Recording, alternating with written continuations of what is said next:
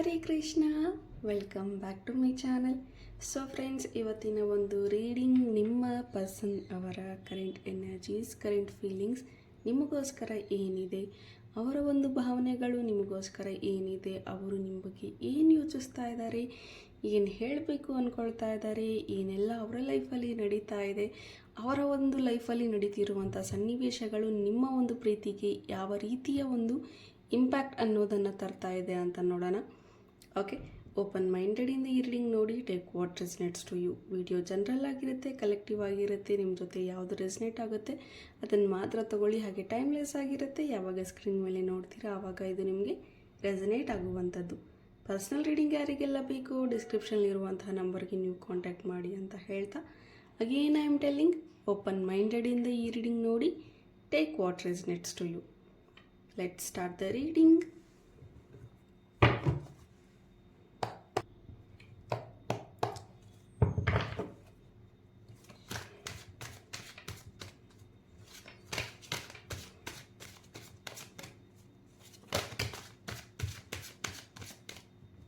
I think ಕೆಲವರು ತುಂಬ panic ಆಗಿದ್ದೀರಾ ಅಂತ ಎನರ್ಜೀಸ್ ಇದೆ. ಭಯ ಜಾಸ್ತಿ ಇದೆ ಅಂತ ಹೇಳ್ಬೋದು, ಅಥವಾ ಪ್ಯಾನಿಕ್ಕಿಂದ ಇದ್ದೀರಾ, ಏನಾಗ್ಬಿಡುತ್ತೆ ಏನಿಲ್ಲ, ಲೈಕ್ ರೀಸನ್ ಇಲ್ಲದೆ ಕೆಲವರಿಗೆ ತುಂಬ ಭಯ ಆಗ್ತಾ ಇದೆ.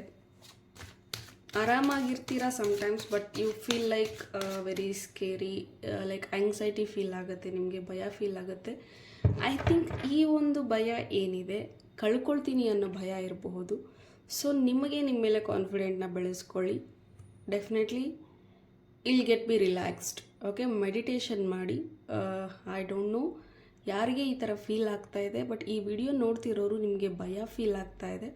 ಸೊ ಅವರು ಮೆಡಿಟೇಷನ್ನ, ಬ್ರೀತಿಂಗ್ ಎಕ್ಸಸೈಸ್ನ ಮಾಡಿ, ಸೊ ದಟ್ ನಿಮ್ಮ ಆಂಗ್ಸೈಟಿ ಲೆವೆಲ್ ಏನಿದೆ ಅದು ಕಮ್ಮಿ ಆಗ್ತಾ ಬರುತ್ತೆ. Okay, yes. So will start.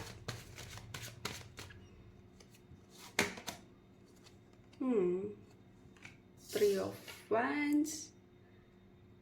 No communication, no contact, no communication, long distance, overthinking. Okay, so much things.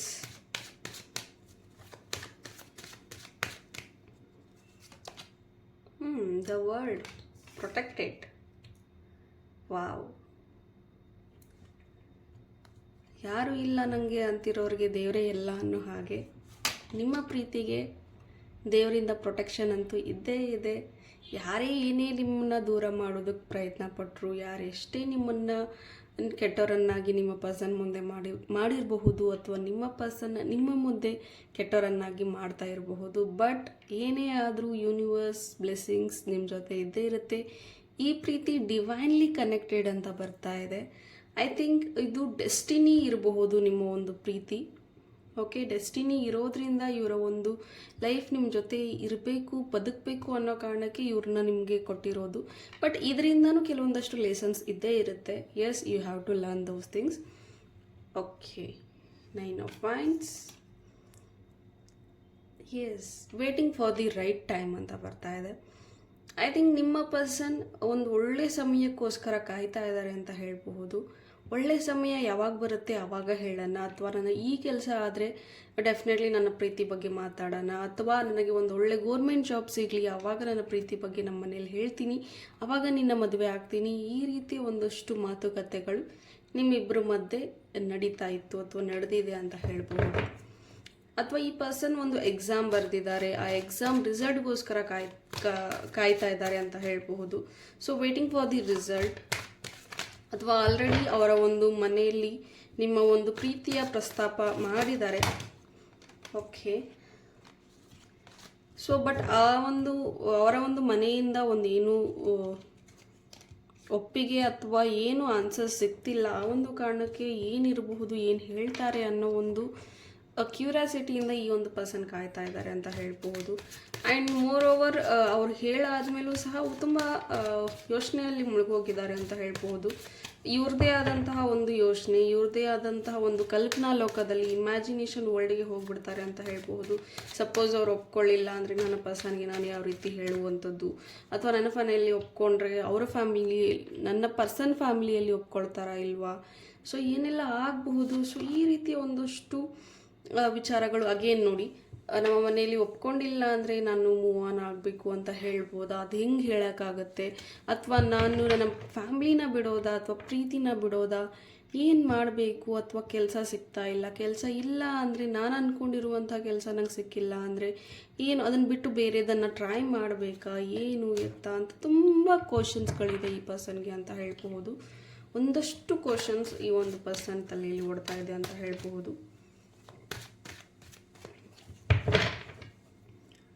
So ಇಲ್ಲಿ ನೋಡೋದಾದರೆ ಅಗೇನ್ ಇಟ್ಸ್ ಲೈಕ್ ನನಗೆ ಜಾಬ್ ಎನರ್ಜೀಸ್ ಜಾಸ್ತಿ ಬರ್ತಾ ಇದೆ. ಕೈಂಡ್ ಆಫ್ ಗೌರ್ಮೆಂಟ್ ಜಾಬೇ ಜಾಸ್ತಿ ಎನರ್ಜೀಸ್ ಬರ್ತಾ ಇರೋದು. ಸೊ ಆ ಒಂದು ಕಾರಣಕ್ಕೆ ಈ ಒಂದು ಪರ್ಸನ್ ವೆಯ್ಟ್ ಮಾಡ್ತಿದ್ದಾರೆ. ಆ್ಯಂಡ್ ಅಗೇನ್ ಇವರ ಒಂದು ಫಿನಾನ್ಷಿಯಲ್ ಸ್ಟೇಟು ಅಷ್ಟಾಗಿ ಸರಿ ಇಲ್ಲ ಅಂತ ಹೇಳಬಹುದು. ಅದನ್ನು ಸಹ ಬ್ಯಾಲೆನ್ಸ್ ಮಾಡೋದಕ್ಕೆ ಇವರು ಕಷ್ಟಪಡ್ತಾ ಇದ್ದಾರೆ ಅಂತ ಹೇಳಬಹುದು. And there is like complete clarity ಅನ್ನೋದು ಈ ಪರ್ಸನ್ಗಿಲ್ಲ. ವಾಟ್ ಎಕ್ಸಾಕ್ಟ್ಲಿ ನನಗೆ ಬೇಕು, ಸಮ್ಟೈಮ್ಸ್ ಈ ಜಾಬ್ ಎಕ್ಸಾಮ್ ಬರ್ತಿದ್ದೀನಿ, ವೇಟ್ ಮಾಡಬೇಕಾ ಅಥವಾ ಬೇರೆ ಒಂದು ಕೆಲಸ ಮಾಡಬೇಕಾ, ಫಿನಾನ್ಷಿಯಲಿ ಫ್ಯಾಮಿಲಿ ಒಂದು ಫಿನಾನ್ಸ್ ನೋಡೋದಾದರೆ ಅಥವಾ ಫ್ಯಾಮಿಲಿಯಲ್ಲಿ ಇವರ ಒಂದು ಏನು ಮಾಡ್ತಾ ಇಲ್ಲ, ಏನು ಕೆಲಸ ಮಾಡ್ತಾ ಇಲ್ಲ, ಏನು ವೇಸ್ಟ್ ನೀನು, ಹಾಗೆ ಹೀಗೆ ಅಂತ ಕೆಲವೊಂದಷ್ಟು ನೆಗೆಟಿವ್ ಕಮೆಂಟ್ಸ್ಗಳನ್ನೂ ಈ ಒಂದು ಪರ್ಸನ್ಗೆ ಅವ್ರ ಫ್ಯಾಮಿಲಿ ಕಡೆಯಿಂದ ಬರ್ತಾ ಇರುವಂಥದ್ದು. ಸೊ ಆ ಒಂದು ಕಾರಣಕ್ಕೆ ಸೊ ಏನಾದರೂ ನನ್ನ ಪಾಕೆಟ್ ಮನಿಗೋಸ್ಕರ ಏನಾದರೂ ನಾನು ಮಾಡ್ಕೋಬೇಕು ಅಂತ ಈ ರೀತಿಯೂ ಇದೆ. ಬಿಕಾಸ್ ಇಲ್ಲಿ ಎರಡೆರಡು ಕಡೆ ಫೋಕಸ್ ಮಾಡೋದಕ್ಕಾಗ್ತಾ ಇಲ್ಲ ನನಗೆ ಅಂತ ಈ ಪರ್ಸನ್ ಅಂದ್ಕೊಳ್ತಾ ಇರೋದು. ಫಸ್ಟ್ ನಾನು ಅಂದ್ಕೊಂಡಿರೋದು ಸಿಕ್ಬಿಡಲಿ, ಆವಾಗ ಎಲ್ಲವೂ ಸರಿ ಹೋಗುತ್ತೆ. ದ ಕಂಪ್ಲೀಟ್ ಲೈಫ್ ನನ್ನ ಒಂದು ಈ ಕೆರಿಯರಿಂದನೇ ಇದೆ. ನನ್ನ ಈ ಕೆರಿಯರ್ ಅಥವಾ ನಾನು ಅಂದ್ಕೊಂಡಿರುವಂತಹ ಜಾಬ್ ಅಥವಾ ನಾನು ಎಲ್ಲರೂ ಅಂದ್ಕೊಳ್ಳೋ ರೀತಿ ಬದುಕೋದಕ್ಕೆ ನನಗಾಗಲ್ಲ, ನಾನು ಅಂದ್ಕೊಳ್ಳೋ ರೀತಿನೇ ನಾನು ಬದುಕಬೇಕು ಅನ್ನೋಷ್ಟು ಈ ಒಂದು ಪರ್ಸನ್ ಮೈಂಡ್ಸೆಟ್ ಇದೆ ಅಂತ ಹೇಳ್ಬೋದು. ಆ್ಯಂಡ್ ಈ ಪರ್ಸನ್ ಅವ್ರದ್ದೇ ಆದಂತಹ ಒಂದು ಸರ್ಕಲ್ ಹಾಕ್ಕೊಂಡಿದ್ದಾರೆ ಅಂತ ಹೇಳಬಹುದು. ಎಲ್ಲರೂ ಬೇರೆ ರೀತಿಯಲ್ಲಿ ಯೋಚನೆ ಮಾಡಿದರೆ ಈ ಪರ್ಸನ್ ದಾರಿನೇ ಬೇರೆ. ಸೊ ಕೆಲವೊಂದು ಟೈಮ್ ತುಂಬ ನೆಗೆಟಿವ್ ಆಗಿಬಿಡ್ತಾರೆ. ನನ್ನ ಲೈಫ್ ತುಂಬ ಅನ್ಲಕ್ಕಿ ಇದೆ, ನನ್ನಲ್ಲಿ ಏನೂ ಸರಿ ಹೋಗಲ್ಲ, ಅಥವಾ ನಾನು ಇಷ್ಟಪಟ್ಟಿದ್ದೇನೂ ಸಿಗಲ್ಲ, ಲೈಫ್ ಈಸ್ ಲೈಕ್ ಅನ್ಪ್ರಿಡಿಕ್ಟೇಬಲ್, ಯಾವಾಗ ಏನಾಗ್ಬಿಡುತ್ತೋ ಅಥವಾ ನಾಳೆ ನನಗೇನಾದರೂ ಆಗಿಬಿಟ್ರೆ ಹೇಗೆ ಎತ್ತ, ನನ್ನ ಪರ್ಸನ್ ಹೇಗಿರ್ತಾರೆ, ನನ್ನ ಫ್ಯಾಮಿಲಿ ಹೇಗಿರುತ್ತೆ, ಅಥವಾ ನಾನಿಲ್ಲ ಅಂದರೂ ಎಲ್ಲರೂ ಚೆನ್ನಾಗಿರ್ತಾರೆ ಅಲ್ವಾ, ನಾನು ಇರೋದೇ ತಪ್ಪ. ಸೊ ಈ ರೀತಿ ಒಂದಷ್ಟು ಯೋಚನೆಗಳು ಈ ಪರ್ಸನ್ ತಲೆಯಲ್ಲಿ ಓಡ್ತಾ ಇದೆ ಅಂತ ಹೇಳ್ಬೋದು. ಸೊ ಆ ಕಾರಣಕ್ಕೋಸ್ಕರ ಈ ಪರ್ಸನ್ ಏನನ್ನೂ ನಿಮಗೆ ಕ್ಲಾರಿಟಿ ಕೊಡೋಕ್ಕೆ ಆಗ್ತಾ ಇಲ್ಲ ಅಂತ ಹೇಳ್ಬಹುದು. ಸೊ ನೋಡೋಣ ನೆಕ್ಸ್ಟ್ ಏನೆಲ್ಲ ಈಗ ಇವರ ಒಂದು ಕರೆಂಟ್ ಫೀಲಿಂಗ್ಸ್ ಇದಾಗಿದೆ. ಸೊ ನೆಕ್ಸ್ಟ್ ಇವರ ಒಂದು ಫ್ಯೂಚರಲ್ಲಿ ಏನಾಗಬಹುದು, ಇವರ ಒಂದು ಮೈಂಡ್ಸೆಟ್ಟಿಂದ ಹೊರಗೆ ಬಂದರೆ, ಈಗಿರುವಂತಹ ನೆಗೆಟಿವ್ ಆಲೋಚನೆಗಳಿಂದ ಇವ್ರು ಹೊರಗೆ ಬಂದರೆ ಇವ್ರ ಲೈಫಲ್ಲಿ ಏನೆಲ್ಲ ಅಪ್ಕಮಿಂಗ್ ಏನು ಚೇಂಜಸ್ ಇದೆ ಅಂತ ಅದನ್ನು ನೋಡೋಣ. Wow, ace of pentacles. Okay, I think ಇವ್ರ ಕೆರಿಯರಲ್ಲಿ ಮೋಸ್ಟ್ ಫೋಕಸ್ಡ್ ಆಗಿದ್ದಾರೆ ಅಲ್ವಾ, ಅದನ್ನೇ ಇವರು ಒಂದು ಪಾಸಿಟಿವ್ ಇಂದ ಕಾನ್ಫಿಡೆಂಟ್ ವೇಯಲ್ಲಿ ಇವರು ಅದನ್ನು ತೊಗೊಳ್ತಾ ಬಂದರೆ, ಕಾನ್ಫಿಡೆಂಟ್ ವೇಯಲ್ಲಿ ನಿರ್ಧಾರಗಳನ್ನ ತೊಗೊಳ್ತಾ ಬಂದರೆ, ಅಥವಾ ಥಿಂಕಿಂಗ್ ಪ್ಯಾಟರ್ನ ಚೇಂಜ್ ಮಾಡಿಕೊಂಡ್ರೆ ಡೆಫಿನೆಟ್ಲಿ ಇವರು ಒಂದಷ್ಟು ದುಡ್ಡನ್ನು ಮಾಡುವಂಥದ್ದಿದೆ, ಅಥವಾ ಒಂದಷ್ಟು ಸೇವಿಂಗ್ಸ್ ಅನ್ನೋದನ್ನು ಮಾಡುವಂಥದ್ದಿದೆ, ಅಥವಾ ಇವ್ರಿಗೆ ಒಂದು not only about money, opportunities ಅಂತ ಹೇಳಬಹುದು, ತುಂಬ ಅವಕಾಶಗಳು ಇವ್ರಿಗೆ ಸಿಗುತ್ತೆ ಅಂತ ಹೇಳ್ಬೋದು. ಇವರು ಯಾವ ಕೆಲಸಕ್ಕೋಸ್ಕರ ವೇಟ್ ಮಾಡ್ತಾ ಇದ್ದಾರೋ ಅದಕ್ಕಿಂತ 10 ಪಟ್ಟು ದುಡ್ಡು ಕೊಡುವಂತಹ ಒಂದು ಕೆರಿಯರಲ್ಲಿ ಸೆಕ್ಯೂರ್ಡ್ ಕೊಡುವಂತಹ ಒಂದು ಕೆಲಸ ಇವ್ರಿಗೆ ಸಿಗುತ್ತೆ. ಬಟ್ ಈ ಪರ್ಸನ್ ನನಗೆ ಬರೀ 20,000ನೇ ಸಾಕು, ನನಗೆ ಇಷ್ಟೇ ಸಾಕು ಅಂತ ಇವ್ರು ಲಿಮಿಟ್ ಹಾಕೊಂಡ್ಬಿಟ್ಟಿದ್ದಾರೆ. ಸೊ ಅದರಿಂದ ಆಚೆಗೆ ಅವರು ನೋಡಿದ್ರೆ ಡೆಫಿನೆಟ್ಲಿ ಇನ್ನೂ 10 ಪಟ್ಟು ಇವ್ರ ಲೈಫಲ್ಲಿ ಸಕ್ಸಸ್ ಅನ್ನೋದು ಸಿಗುತ್ತೆ. ಬಿಕಾಸ್ ಇವರು ರಿಸ್ಕ್ ತೊಗೊಳಕ್ಕೆ ನಾನು ರೆಡಿ ಇಲ್ಲ ಅಂತ ಇದ್ದಾರೆ. ಸಪೋಸ್ ಇವರ ಒಂದು ಕಂಫರ್ಟ್ ಝೋನ್ನ ಬಿಟ್ಟು ಆಚೆ ಬಂದು ಕೆಲಸ ಮಾಡಿದ್ರೆ, ಆ್ಯಕ್ಷನ್ಸ್ನ ತೊಗೊಂಡ್ರೆ ಡೆಫಿನೆಟ್ಲಿ ಇವ್ರಿಗೆ 10 ಪಟ್ಟು ಒಳ್ಳೆ ಅಪರ್ಚುನಿಟೀಸ್, ಲಾಭಗಳು ಅನ್ನೋದು ಇವ್ರ ಲೈಫಲ್ಲಿ ಬರುತ್ತೆ ಅಂತ ಹೇಳ್ಬಹುದು. ಆ್ಯಂಡ್ ಎಸ್, ಡೆಫಿನೆಟ್ಲಿ ನಿಮ್ಮ ಒಂದು ಮ್ಯಾರೇಜ್ ಅನ್ನೋದು ಕೂಡ ಆಗುತ್ತೆ, ಅಥವಾ ಯಾರಾದರೂ ನೋ ಕಾಂಟ್ಯಾಕ್ಟ್ ಇದ್ದರೆ ರೀಯುನೈಟ್ ಆಗುವಂಥ ಚಾನ್ಸಸ್ಸು ಕೂಡ ಇದೆ. ಬಟ್ ಇಟ್ಸ್ ಆಲ್ ಕಂಪ್ಲೀಟ್ ಈ ಪರ್ಸನ್ ಮೇಲೆ ನಿಂತಿದೆ ನಿಮ್ಮ ರಿಲೇಷನ್ಶಿಪ್ ಅಂತ ಹೇಳಬಹುದು. ಮದುವೆ ಆಗಿದೆ ಬಟ್ ನೋ ಕಾಂಟ್ಯಾಕ್ಟ್ ಇದ್ದೀರಾ ಅಂತಂದರೂ ಸಹ ಅಗೇನ್ ಆ ಪರ್ಸನ್ ಮೇಲೇ ನಿಂತಿರೋದು, ಅಥವಾ ಮದುವೆ ಆಗಬೇಕು ಅಂದ್ಕೊಳ್ತಾ ಇದ್ದೀರಾ ಬಟ್ ಫ್ಯಾಮಿಲಿ ಇಶ್ಯೂಸಿಂದ ದೂರ ಇದ್ದೀರಾ ಅಂದ್ರೂ ಅಗೇನ್ ಈ ಪರ್ಸನ್ ಮೇಲೇ ಡಿಪೆಂಡ್ ಆಗಿರೋದು ನಿಮ್ಮ ಪ್ರೀತಿನ ಉಳಿಸ್ಕೋಬೇಕು ಅಂತಂದರೆ. ಈ ಪರ್ಸನ್ ಇವರ ಒಂದು ಥಿಂಕಿಂಗ್ನ, ಇವರ ಒಂದು ರೂಟ್ನ ಚೇಂಜ್ ಮಾಡ್ಕೋಬೇಕು, ಹಾದಿನ ಬದಲಾಯಿಸ್ಕೋಬೇಕು, ಬಟ್ ಗುರಿನಲ್ಲ. ಬಟ್ ಇವು ಯಾವ ದಾರಿಗೆ ಹೋದರೆ ಏನೆಲ್ಲ ಆಗುತ್ತೆ ಅನ್ನೋದು, ಒಂದೇ ದಾರಿ ಒಂದೇ ಗುರಿ ಇಟ್ಕೊಂಡಿದ್ದಾರೆ. ಬಟ್ ಒಂದು ಗುರಿನ ತಲುಪೋದಕ್ಕೆ ತುಂಬ ದಾರಿಗಳಿರುತ್ತೆ.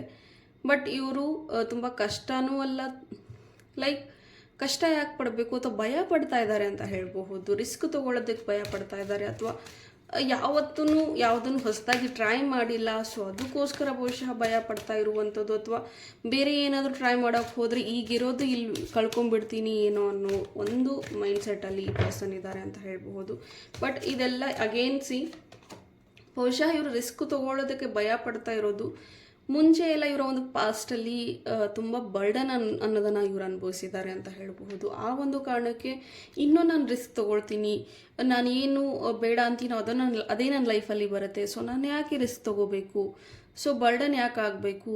ಪಾಸ್ಟಲ್ಲಿ ತುಂಬ ಬರ್ಡನ್ ಆಗಿದ್ದಾರೆ ಅಂತ ಹೇಳಬಹುದು. ಬೇರೆದರ ಒಂದು ಸಾಲದಿಂದ ಇವ್ರಿಗೆ ಅದು ಹೊರೆಯಾಗಿರುವಂಥದ್ದು, ಅಥವಾ ಬೇರೆದವರ ಒಂದು ಕಷ್ಟಗಳು ಇವ್ರಿಗೆ ಅದು ಹೊರೆಯಾಗಿರುವಂಥದ್ದು. ಸೊ ಈ ರೀತಿಯ ಒಂದಷ್ಟು, ಅಥವಾ ಬೇರೆದವ್ರು ಮಾಡಿರೋ ತಪ್ಪಿಗೆ ಇವ್ರಿಗೆ ಆ ಒಂದು ಬ್ಲೇಮ್ ಸಿಕ್ಕಿರುವಂಥದ್ದು. ಸೊ ಬೇರೆದವರ ವಿಚಾರವಾಗಿ ಇವ್ರ ಲೈಫಲ್ಲಿ ಬರ್ಡನ್ ಆಗಿರೋದ್ರಿಂದ ಹೊಸದಾಗಿ ಯಾವುದೇ ರೀತಿಯ ಅವಕಾಶಗಳು ಬಂದರೂ ಸಹ ಅವರು ಓಪನ್ ಮೈಂಡೆಡಿಂದ ಅದನ್ನು ತಗೊಳ್ತಾ ಇಲ್ಲ, ಸ್ವೀಕರಿಸ್ತಾ ಇಲ್ಲ. ಸೊ ಅಗೇನ್ ಅವರ ಒಂದು ಎನರ್ಜೀಸ್ನ ಅವ್ರು ಬ್ಲಾಕ್ ಮಾಡ್ಕೊಂಡಿದ್ದಾರೆ. ಬಟ್ ಇದರಿಂದ ಎಲ್ಲವನ್ನು ಹೊರಗೆ ಬಂದರೆ ಡೆಫಿನೆಟ್ಲಿ ಅವ್ರಿಗೆ ಒಂದು ಬಿಗ್ಗೆಸ್ಟ್ ಅಪರ್ಚುನಿಟೀಸ್ ಅನ್ನೋದು ಕಾಯ್ತಾ ಇದೆ. ಡೆಫಿನೆಟ್ಲಿ ಈ ಪರ್ಸನ್ ಒಂದು ಸಕ್ಸಸ್ಫುಲ್ ವ್ಯಕ್ತಿ ಅಂತ ಆಗ್ತಾರೆ ಅಂತ ಹೇಳಬಹುದು. ಸೊ ಇವರು ಸಕ್ಸಸ್ಫುಲ್ ಆಗ್ತಾರೆ. ಆ್ಯಂಡ್ ಅದಾದಮೇಲೆ ನಿಮ್ಮ ಒಂದು ಫ್ಯೂಚರ್ ಯಾವ ರೀತಿ ಇರುತ್ತೆ ಅಂದರೆ, definitely will be get married with beautiful life ಅಂತ ಹೇಳಬಹುದು. ನಿಮ್ಮ ಒಂದು ನೀವು ಇಷ್ಟಪಟ್ಟಿರೋ ಪ್ರಕಾರ ಮದುವೆ ಆಗುತ್ತೆ. ಆ್ಯಂಡ್ ನಿಮಗೆ ಒಂದು ಇಬ್ಬರು ಮಕ್ಕಳಂತೂ ಖಂಡಿತ ಆಗುತ್ತೆ as you planned. Might be ನೀವು ಪ್ಲ್ಯಾನ್ ಮಾಡ್ಕೊಂಡಿದ್ರಿ ಅಂತ ಕಾಣಿಸುತ್ತೆ ಪಾಸ್ಟಲ್ಲಿ, ದಟ್ ಮದುವೆ ಆಗಬೇಕು, 2 ಮಕ್ಕಳು ಸಾಕು, ಅಥವಾ ಸ್ವಂತ ಮನೆ ಇರಬೇಕು, ಅಥವಾ ಫ್ಯೂಚರ್ ಪ್ಲ್ಯಾನಿಂಗ್ ತುಂಬ ಮಾತಾಡಿದ್ರಿ ಅಂತ ಕಾಣಿಸುತ್ತೆ. ಈ ಪರ್ಸನ್ ಕೂಡ ಮಾತಾಡಿದ್ರು ಅಂತ ಕಾಣಿಸುತ್ತೆ. ಅದೆಲ್ಲವೂ ಆಗುವಂಥ ಚಾನ್ಸಸ್ ಖಂಡಿತ ಇದೆ. ನೀವು ಏನು ಅಂದ್ಕೊಂಡಿದ್ದೀರಾ ಅದಾಗುತ್ತೆ, ಯಾವ ರೀತಿ ಮಾತಾಡಿದ್ದೀರಾ ಅದೇ ರೀತಿ ಎಲ್ಲ ಆಗುತ್ತೆ. ಬಟ್ ಈ ಪರ್ಸನ್ ಇವರ ಒಂದು ಬೌಂಡ್ರೀಸ್ ಏನು ಸೆಟ್ ಮಾಡ್ಕೊಂಡಿದ್ದಾರೆ, ಇವರ ಒಂದು ಲಿಮಿಟಿಂಗ್ ಬಿಲೀಫ್ಸ್ ಏನಿದೆ, ಇಲ್ಲ ನನ್ನ ಲೈಫ್ ಇಷ್ಟೇ, ನನ್ನ ಲೈಫಲ್ಲಿ ಇನ್ನೇನೂ ಆಗೋದಿಲ್ಲ, ಸೊ ಈ ರೀತಿ ಒಂದಷ್ಟು ಆಲೋಚನೆಗಳು ಏನಿದೆ ಇದರಿಂದ ಈ ಪರ್ಸನ್ ಹೊರಗೆ ಬರಬೇಕು. ಆವಾಗ ಈ ಪರ್ಸನ್ ಲೈಫಲ್ಲಿ ಮಿರಾಗಲ್ಸ್ ಆಗುತ್ತೆ. ಆ್ಯಂಡ್ ಎಸ್, ಸಪೋಸ್ ಈ ಒಂದು ಎನರ್ಜಿಸ್ಗೆ ನೀವು ಏನಾದರೂ ರೆಸನೇಟ್ ಆದರೆ, ಅಥವಾ ನಿಮ್ಮ ಪರ್ಸನ್ನಲ್ಲಿ ಇರುವಂಥ ಥಾಟ್ಸ್ ನಿಮಗೂ ಈ ಥರನೇ ಇದೆ ಅಂದರೆ, you have to shift your energy.